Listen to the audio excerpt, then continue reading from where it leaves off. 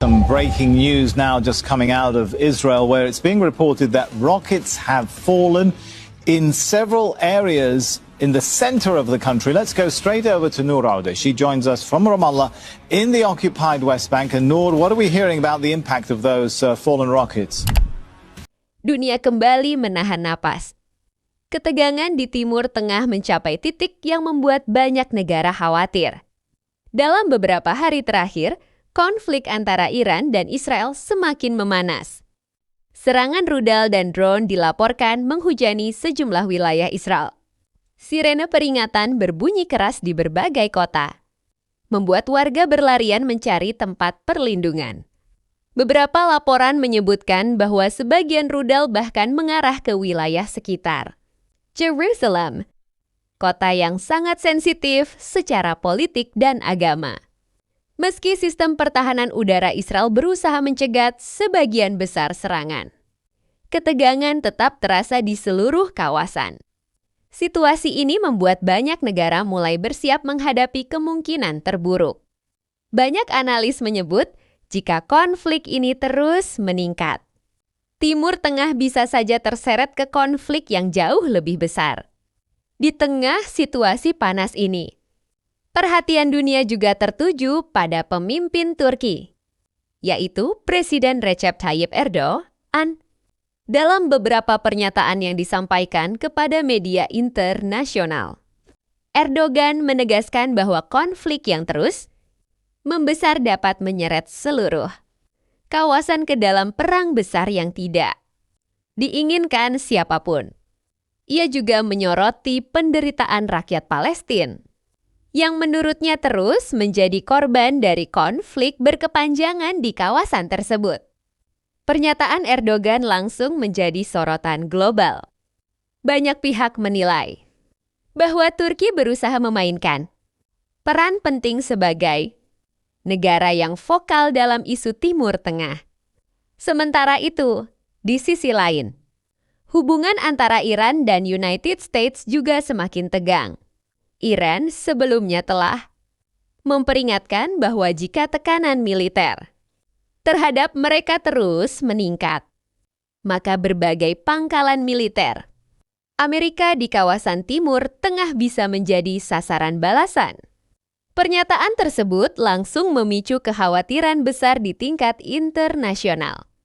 Pasalnya, pangkalan militer Amerika tersebar di banyak negara di kawasan, mulai dari Teluk Persia hingga wilayah lain di Timur Tengah. Para pengamat geopolitik mengatakan, jika konflik ini benar meluas dan melibatkan lebih banyak negara, dampaknya tidak hanya dirasakan di Timur Tengah saja. Harga minyak dunia bisa melonjak, jalur perdagangan global terganggu, dan stabilitas keamanan dunia bisa ikut terancam. Di tengah situasi yang semakin panas ini, berbagai negara besar mulai menyerukan dias atau penurunan ketegangan. Mereka mendesak semua pihak untuk menahan diri agar konflik tidak berubah menjadi perang besar yang melibatkan banyak negara, rudal drone, dan sistem pertahanan udara menjadi simbol dari ketegangan yang belum mereda. Rakyat sipil di berbagai wilayah pun hidup dalam kecemasan, menunggu apakah situasi akan membaik atau justru semakin memburuk. Pertanyaan besar kini muncul di benak banyak orang di seluruh dunia. Apakah konflik ini akan segera mereda? Ataukah Timur Tengah benar-benar sedang menuju babak baru konflik yang jauh lebih besar? Merupakan markas pasukan PMF yang secara resmi menjadi bagian dari struktur militer Irak. Kepulan asap tebal segera membumbung tinggi, mencakar langit-langit di ibu kota Baghdad. Kepanikan warga turut membuncah, menciptakan kegaduhan di negara teluk tersebut. Tak cukup di situ, Amerika Serikat dan Israel juga terus bersatu melawan Iran. Ibu kota Teheran dibombardir dalam sebuah serangan yang disebut sebagai yang terbesar sejak awal perang. Kabarnya, gempuran tersebut mengenai kompleks pemukiman warga dan menghancurkan lebih dari 100 rumah. Bank Sepah yang berafiliasi dengan militer IRGC juga diledakkan sampai tak bersisa. Sejumlah pegawai yang sedang lembur menyiapkan gaji juga dilaporkan gugur. Setelah momen tersebut, Donald Trump semakin mengobarkan api permusuhan dengan Iran. Dalam pernyataan terbarunya, Trump mengatakan sudah melumpuhkan seluruh kekuatan Teheran. Pria berambut pirang itu juga berkelakar bahwa Amerika tinggal menunggu waktu sebelum meraih kemenangan. Treasury Department buy oil futures as a means to keep the oil prices down or bring the oil we're going to prices be in down. very good shape. You see what's happening.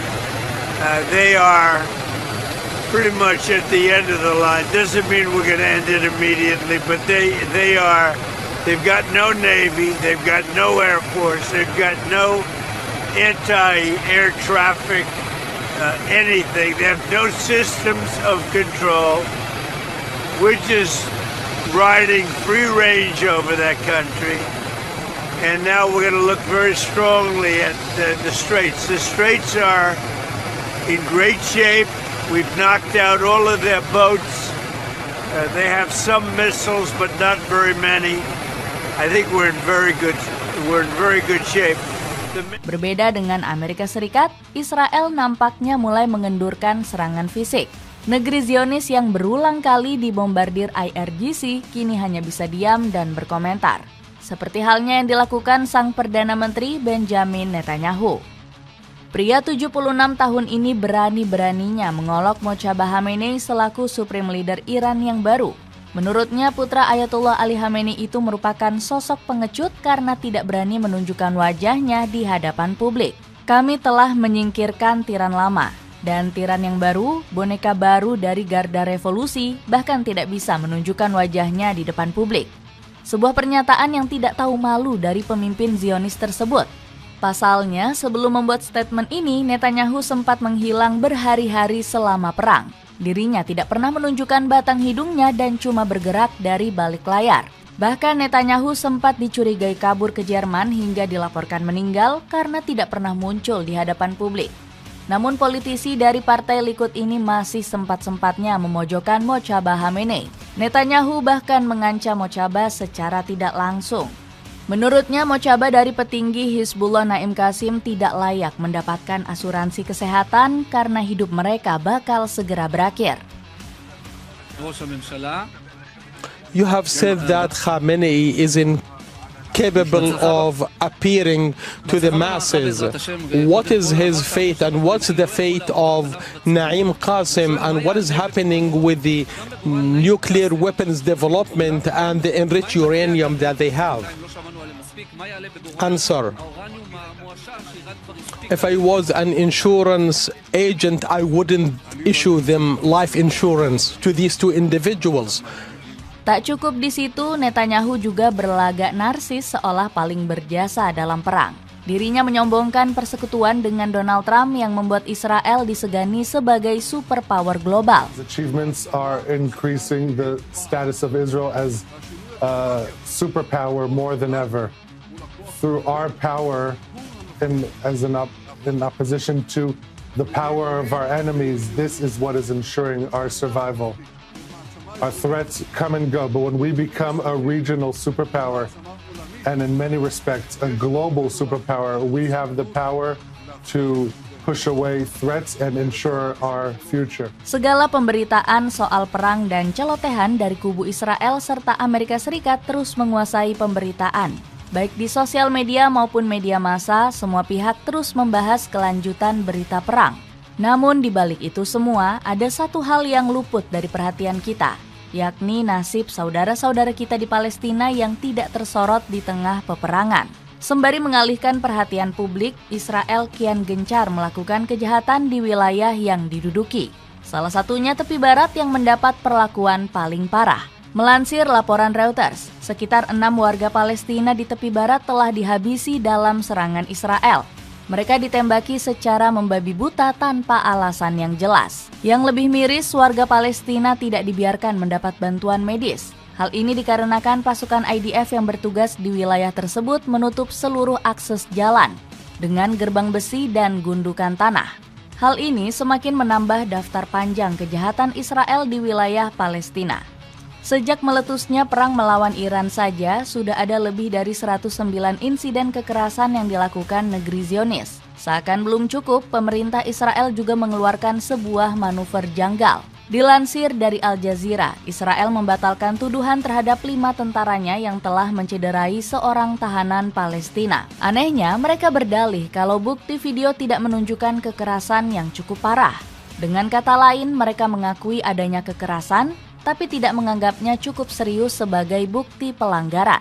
Seluruh pelanggaran ini semakin mengerucut kepada satu hal, apalagi kalau bukan ambisi negeri Zionis untuk mencaplok wilayah tepi barat. Tepat sebelum memulai perang melawan Iran, Benjamin Netanyahu berulang kali menyatakan niat tersebut. Operasi militer melawan Teheran bisa jadi hanya pengalihan isu untuk memperdalam pengaruh Israel di tepi barat.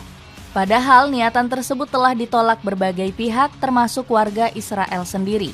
Contohnya seperti yang dilakukan kelompok hak asasi manusia Israel B'Tselem lewat pernyataannya. Di bawah kedok perang, kerjasama antara militer dan milisi pemukim Israel memperdalam pembersihan etnis di tepi barat. Bunyi pernyataan kelompok tersebut. Selain itu, Uni Eropa juga kembali mengultimatum Israel agar menghentikan niat busuknya. Juru bicara Uni Eropa memperingatkan bahwa tindakan Israel bisa memicu kekerasan lebih lanjut. Benua Biru juga menegaskan Israel agar mematuhi kewajibannya melindungi penduduk Palestina. Bahkan Friedrich Merz yang biasanya mendukung Israel kali ini memasang sikap kontra terhadap Netanyahu. Kanselir Jerman ini menyebut rencana aneksasi tepi barat sebagai ide yang buruk. Ich will das hier sehr deutlich sagen, die Annexionsschritte, wie sie in Jerusalem diskutiert werden, würden die Zwei-Staaten-Lösung dort noch einmal erschweren. Die Bundesregierung fordert dringend, solche Schritte zum sogenannten E1-Gebiet zu unterlassen. Das wäre ein großer Fehler. Teheran membakar pusat Israel. Penderitaan rakyat Palestina tidak dibiarkan begitu saja oleh Republik Islam Iran.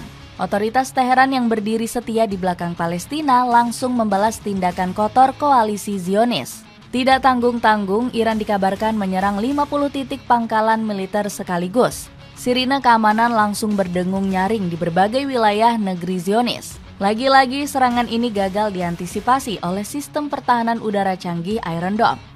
Alhasil hantaman rudal-rudal IRGC melesat mulus, menghujam sebagian besar target.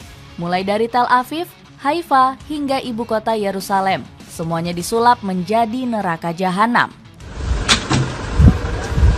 Why? Ogina! Why? Fika! Kala!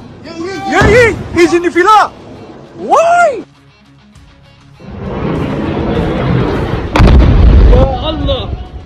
Ya Allah!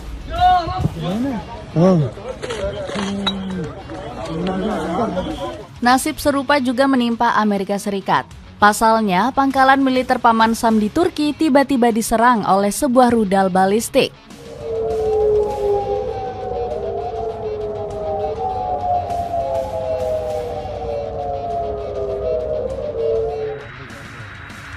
Ananı sikeyim çektim. Çektim lan acaba?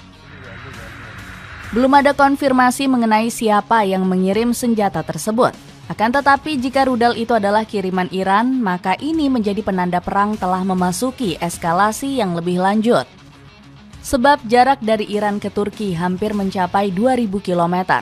Artinya Iran telah mengerahkan rudal balistik yang punya jangkauan lebih jauh dalam operasi tersebut. Hal ini sesuai dengan pernyataan Menteri Luar Negeri Abbas Araghchi yang mengaku tidak menutup kemungkinan bakal menggunakan senjata jarak jauh. This is not true. This is in fact misinformation. We have capability to produce missiles, but we have intentionally limited ourselves to below 2,000 kilometers of range because we don't want to be felt as a threat by anybody else in the world. Di sisi lain, Iran nampaknya tidak khawatir jika memicu kemarahan pemerintah Turki. Sebab Presiden Recep Tayyip Erdogan sudah menunjukkan sikapnya yang mengutuk Israel dan Benjamin Netanyahu. Her geceyi sığınaklarda geçiren İsrail halkı bile Holokost'tan sonra başlarına gelen en büyük felaketin Netanyahu olduğunu artık açıkça dile getirmektedir. Di sisi lain, Israel justru semakin terjepit karena sempat menantang kelompok Hizbullah. Milisi asal Libanon tersebut mendukung perlawanan Iran dan mengirim rentetan rudal sekaligus kepada Zionis. Kepanikan langsung menyelimuti rezim Benjamin Netanyahu yang tidak menyangka dengan perlawanan kelompok Hizbullah.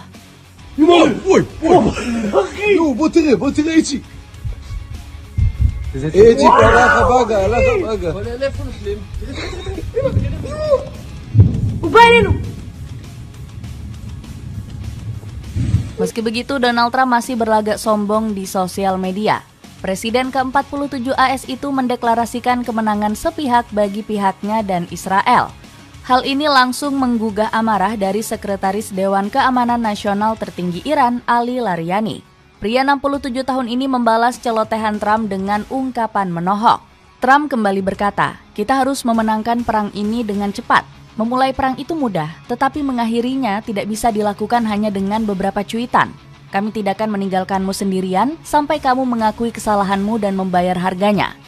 Tak lama berselang, IRGC merilis video yang menantang Amerika untuk mengirim pasukan ke Iran dan bertempur habis-habisan.